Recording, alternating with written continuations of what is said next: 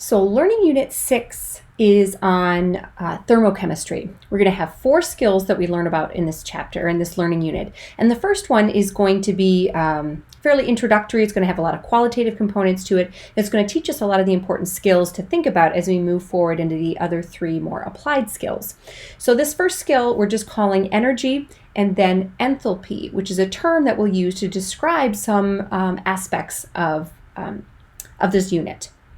So when we think about energy, we're going to learn about a couple of laws of thermodynamics, and thermodynamics just has to do with thinking about energy changes that happen. But the first law of thermodynamics states that energy cannot be created or destroyed. It's simply converted into alternative forms. And so we can think about this very simply with this little image that we have here of a candle burning and ice melting. So what we have here inherently are 2 processes, one of them physical and one of them chemical, and we're exchanging the energy between the 2. So let's take the chemical process first, right? When we have a candle that's burning, that's a combustion reaction. And so the heat and energy that are released when we do this process, what we're really doing is we're taking higher energy reactants, that wax and the oxygen from the air, and we're generating lower energy products, carbon dioxide and water. Remember, that's what a combustion reaction is. A fuel plus oxygen makes carbon dioxide, water, and energy. So this energy is released from this chemical process. Now that energy has to go somewhere and do something, and so in this system what we really have here is that energy is contributing to a physical process, a physical change. And so in this physical process where we're taking ice and we're melting it, that energy as heat is absorbed, and it's going to take the lower energy ice and become higher energy water. So in so many of these processes we are really just exchanging energy, and that concept of exchange is going to become really important as we do some of our problems in our next skill, which is on specific heat capacity and calorimetry. So these are some diagrams we're going to see a lot throughout this unit and even a lot throughout this course. These are energy diagrams. So anytime you see a plot here, you always want to look at what the axes are. So this is kind of plotting energy as a function of sort of what's happening in a system. So we always want to be looking for where the final state is and where the initial state is. And so this is a really important thing I want to highlight here.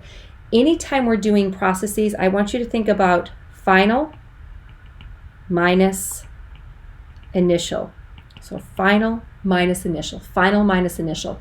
Anytime we're looking at a delta means a change. So this symbol delta means change. So anytime we're looking at a change, we want to be thinking about the difference between the final state subtracting the initial state. Final minus initial, final minus initial. That's a really important concept. Every time we have one of these deltas, it's going to be final minus initial. So we have to look where we're starting here. So here's our initial. So if we start with an initial state that's higher in energy than a final state, that must mean that energy has to leave the system and go out to the surroundings. So in this case, energy gets released to the surroundings. So if we think about just that mathematically, our final state is a lower energy than our initial state. So smaller number minus larger number is going to be something that's negative. So delta E will be negative here, and that's an indication that we are taking that excess energy and releasing it to the surroundings. So oftentimes processes will decrease the energy of the system, so energy is released to the surroundings. This is going to be a theme that we're going to see a lot. We're going to talk about chemistry happening so that things go downhill. That's how chemistry likes to happen. It's energetically favorable to go downhill in energy. But it's not that energy is really lost, it's just released to the surroundings. Taking the flip of that, right, if we say that our initial state is now down here on the bottom, and notice that's really the only difference between these 2 pictures is really where the initial state is. So if our initial state starts out lower in energy and then we become higher in energy in our final state, we actually have to take in energy from the surroundings to increase our initial state to the final state in terms of its energy level. So if the energy of a system increases, it needs to absorb or bring in energy from the surroundings. So that's kind of a big picture thing to think about here. Now, I'm briefly going to mention the 2 ways that we can think about energy. We can think about energy as work or energy as heat. I'm just going to mention work very briefly. That's really a lot more of the realm of physics. So when we think about kind of doing work on a system, we're going to focus more on heat But I want to talk about those two forms and give you just kind of a brief introduction to the work piece. So again, energy can be transferred in two forms. The sum of the energy difference is really going to be contributions from heat and then work. So we can define heat as the letter Q. So that's going to be an important definition to understand as we define heat with the letter Q. We were thinking about thermal energy here. And that's the energy transferred as a result of temperature differences between system and surroundings, right? So if your system is very high in temperature, a large temperature, it's hot, and your surroundings are cold, and you know this, you take, a hot cup of tea and you set it out. After a while, the temperature of the tea will cool, and in reality, the surroundings will increase just a little bit, but that's because that heat is exchanged between the system and the surroundings. So we'll spend a lot more time talking about heat in a minute. Work. So this is the one we're going to mention that's more physics-like. Work encompasses any other form of energy transfer. And again, that result of an energy transfer when an object is moved by force. So that's how we're going to sort of think about it. But we're not going to spend a lot of time talking about work here. Both heat and work can be positive or negative, just like we talked about energy changes can be positive or negative. And we're just going to mention a few examples to think about this concept. So I'm going to give a work example here, and I'm not going to spend a lot of time going into the details of it because our focus is going to be on energy as heat. Remember, to understand these pictures, we kind of have to look at where our initial state is. So I'm going to start right here with this picture and say that in our initial state here, we've got this system where we have some substance here that's releasing this purple gas into our system. This is a closed system, so we've got a fixed amount of gas that we have here, and we're going to be introducing more of this purple gas into our closed system here. So what's going to happen here is as this process proceeds and we get to a final state, what's going to happen is all of this purple gas that gets released is going to do work on our surroundings, and it's going to push that piston further out. Okay, so we're going to have an increased pressure in the system from the increased gas that's produced. That's going to push this piston out. We can see that the position of that piston has moved. And so we're going to push that out, and so that extra energy gets released as work, and that work is going to be used to move that piston. So in this case, and work can be a little bit confusing to think about, so don't worry and spend too much time thinking about it because our focus is going to be on heat. But in this case, we'd say that work is done by the system. Okay, the work is not done on the system. We're not taking energy into the system. Energy is coming out of our system, so work is done by the system, and it's done on the surroundings. When you do work on something, you're taking energy in. So we're taking energy in the surroundings, and that energy in the surroundings is used to move that piston.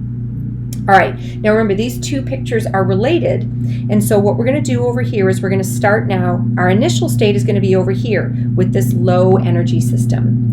So now what we have here is we can put energy in from the system. So work is done by the surroundings. So the surroundings is going to be putting energy in. So we're going to be taking and moving this piston. We need to put energy in to provide energy to compress this system, to compress this gas, and that's going to be putting us at a higher energy final state. Okay, so work is done on the system. Energy goes into the system by the surroundings to push this piston. So if that was a little bit confusing for you, don't worry. It's a lot more physics-like than chemistry. We're going to focus on thinking as energy as heat. Okay, so hopefully this one still makes sense, but this is where our focus is really going to be. Same type of a picture. We're going to start on the left, and we're going to start with our initial state being high in energy, and we can make sense of this. We've got some hot water here that's higher in energy than room temperature water. So what's going to happen as this reaction proceeds, which is really just a cooling process, is we are going to decrease the energy of our system, and that's because heat gets released to the surroundings. So remember, if we are having this decrease in energy, that delta E will be negative because our final state is lower in energy than our initial state. What we're going to be doing then is taking that excess heat and we're releasing that heat to the surroundings. So we would say Q for this process is negative. As we're going to learn on our next slide, that means that that is an exothermic reaction. So heat flowing out of a system, being released to and absorbed by the surroundings, that is going to be a Q that is negative for our system. Let's take this over to the flip side here. And again, we're not necessarily looking at the exact same system, but we're looking at even making it a little bit cooler. So we've added some ice to this water. right? So that makes it a lower energy system. It's colder. And so if we want to have that become now room temperature water, what we need to do is let that system absorb heat from the surroundings to increase it to room temperature water. So the delta E for this process is going to be positive. We needed to add heat into our system in order to allow that process to happen. So heat flows into a system. It gets absorbed by the surroundings. And if we had a system that was big enough, imagine having a giant block of ice that's sitting in a room. That would eventually make the room, the surroundings, feel cooler because that heat would be pulled into that block of ice attempting to melt it. You may or may not know this, but that's how they used to create refrigerators. They used to call them ice boxes because they'd literally be a big box that they'd have a block of ice in. Okay, so hopefully this concept of work and heat as energy changes is in your brain now. All right, so when we think about this process of thermodynamics is really just a term that explains how we study energy and its transformations. When we're specifically thinking about a branch of thermodynamics that applies to chemical and physical changes and reactions, we're calling this thermochemistry. And so when we think about this heat exchange, we're going to use a term called enthalpy. So I want you to know the term enthalpy. I want you to know the letter that's associated with enthalpy, which is H. And so that has to do with the heat that's absorbed or released at constant pressure. Don't worry about the constant pressure piece, but this H can help you remember that it's heat. So just like we mentioned before, if we've got an exothermic reaction, that's going to release heat. So what's going to happen is we're starting out at an initial state that's higher in energy. It becomes a lower final state, so the excess energy gets released as heat. That's what happens in a combustion reaction, right? We've got a fuel plus oxygen generates carbon dioxide, water, and energy. And now this energy is heat. Endothermic reactions, we're starting out at a lower energy process. So we've got water that's solid, so we've got water as ice. We're going to need to put heat in from our surroundings in order to increase and allow for that melting process to occur. So again, we're going to increase the energy of our system here by putting heat in. We would say that this process is endothermic. All right, so this brings us to another piece of information to provide with a balanced chemical equation. So when you have a balanced chemical equation that we add some enthalpy information to, we call this a thermochemical equation. So we're going to include the enthalpy change for that process. So this delta H that we have here is going to have two parts to it that are important. It's got a sign, plus or minus, and it's got a magnitude. So the sign of this tells us whether it's exothermic or endothermic. A delta H that is negative is an exothermic process. Delta H that's positive is endothermic. If you don't see a sign there, you can assume that it's positive. The magnitude just has to do with the value of the numerical piece to this quantity. So the magnitude of it is going to be proportional to the amount of substance that we have. So for example, in this process, this is an endothermic process here. We're having water that's actually being made into its component elements. This is actually called electrolysis to do this process. So we generate hydrogen gas and oxygen gas. And you guys know that this is not a process that happens easily, right? You don't normally see water around making these combustible gases. So this is a process that we say is endothermic. This is a positive value here. And it's a very large endothermic process. We need a lot of energy in order to make this process happen. But importantly, when we say that this is sort of proportional to the amount of substance, this number is proportional to how much stuff we have. If we have a lot of water, we're going to have a lot more energy that's going to be required to do this chemistry. So a skill that we're introducing now, we'll use it very briefly, but it's going to have a much bigger home in skills 3 and 4 that we're going to learn, is how we can manipulate these thermochemical equations. And this is probably a new thing for us to think about. We don't normally think about reversing chemical reactions as we've written them. So two things that we can do to manipulate chemical reactions is we can flip them around and we can scale coefficients up and down. And again, this is a little bit new because normally when we think about balancing a chemical equation, we just think about having the simplest whole number ratio with those coefficients. But when we do thermochemistry here, we need to think about sometimes we need to scale up or scale down a reaction in order to have coefficients that are meaningful to what we're thinking about. So it's okay to have fractions or to be scaling up or scaling down chemical reactions here. So here's the two rules that we're going to learn about for how to manipulate thermochemical equations. If we flip a reaction, we are going to change the sign on delta H. So let's look at the same reaction that we were just looking at, right? This was an endothermic reaction in the direction that we saw it on the last slide. If we flip this process, what it means is we have the same sort of value for our enthalpy term here, but we are changing the sign. Simple as that. You flip a reaction, you change the sign on delta H.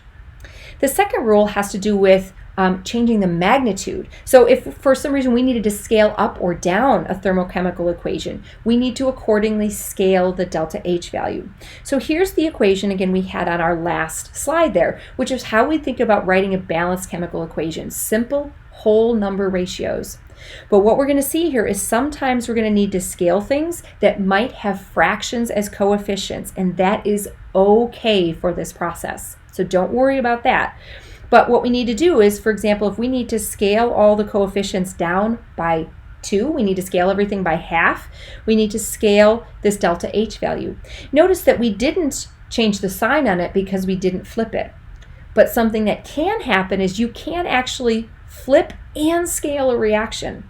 Okay, so we'll talk about how we do that and how it's useful in our third learning unit skill, but not anything that we need to worry about doing a lot with right now. I just wanted to introduce these rules for how we do manipulate thermochemical equations. Why this is important? Thinking about stoichiometry, we now have a new level to our mole game. We can relate the amount of substance we have to an enthalpy value that is given in terms of kilojoules. So that's going to be kind of the unit that we see here. I may not have mentioned that already, but when we talk about energy, we're going to have units of joules or kilojoules if we're looking at it in a factor of 1,000-fold greater. So thermochemical equivalence for a reaction allows us to use our balanced thermochemical equation to kind of relate information. So let's take a look at this equation that we have here. And I know it looks a little bit weird because we've got a fraction of 1/8. Remember, fractions are not a problem when we see thermochemical equations. So what we have here is this thermochemical amount. So this enthalpy is related to what we see in this equation. So 296.8 kilojoules is equal to 1/8 of a mole of S8, to 1 mole of O2, and to 2 moles of SO2.